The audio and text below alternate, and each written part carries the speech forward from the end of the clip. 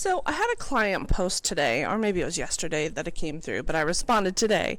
She posted about how she gathered a bunch of evidence about how she's gotten through the day many times before. She's had a good day. She's able to make it through even when she didn't sleep. Now, all of us have gone through those days where we're not sleeping. We're like, there's no way we can make it through the day. And we place a lot of pressure on ourselves to sleep because we feel like that's the only way to get through the day. And that's normal. I mean, I used to sleep 1 to 2 days per week. I know what that's like. I had to push through. I had no choice. I was a nurse. I had to work, but I did it. Now, the problem with all this pressure that we place on ourselves is it kind of gives us some performance anxiety. So we go to bed and we think, okay, we have to sleep. We have to get, sorry, I had to fix my hair.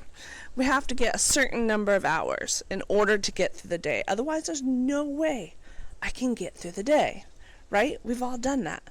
The problem is that performance anxiety adds stress. So we're like, okay, I have to be asleep by now. Otherwise, I'm not going to get through. Oh my gosh, I'm past that time. What am I going to do? Like, we keep getting further past our limit of what we're willing to get to be able to get through the day, which is normal, but that raises that hyperarousal up more and more and more and makes it more difficult to sleep because our stress levels are going up, the hyperarousal is going up, the anxiety is increasing, and it makes it much more difficult to go to sleep. So my client, what she posted in the group, if you are in my client group, you can go check. She posted it there yesterday.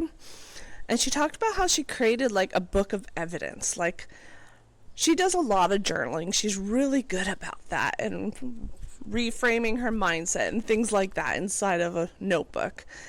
And she created like a list of evidence.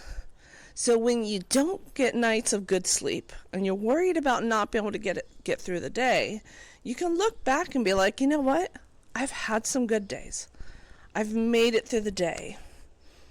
I even had some fun days where I enjoyed my day. Even though I didn't sleep, I was able to get through and have a good day. What that does is that gives you evidence to look back on so that you can take off some of that pressure that you are placing on yourselves to sleep. If you take that pressure away, that's going to lower the stress, it's going to lower the hyperarousal, and it's going to make your night much more peaceful. So remember, I have been through multiple days on 0 hours sleep, working as a nurse, people's lives on my hands, passing out medication, shots, and working with patients. I had to push through. I had no choice. It wasn't easy, but there were some good days too. You can do it. I know it is difficult. It is really hard to push through, but just remember that it places a lot of pressure on yourself. So the more you can remove some of that pressure, the better off you're going to be. Now, if you want my what's called the Functioning While Tired Disruptor, it is a little guide that helps you get through the day. When you're starting to spiral and worrying about getting through the day, you can use this guide to help you change that, to shift your mindset and help you get through the day. If you want that, comment the word function below and I will send it. So that's it. I hope you enjoyed this little tip and I will see you in the next one. Bye.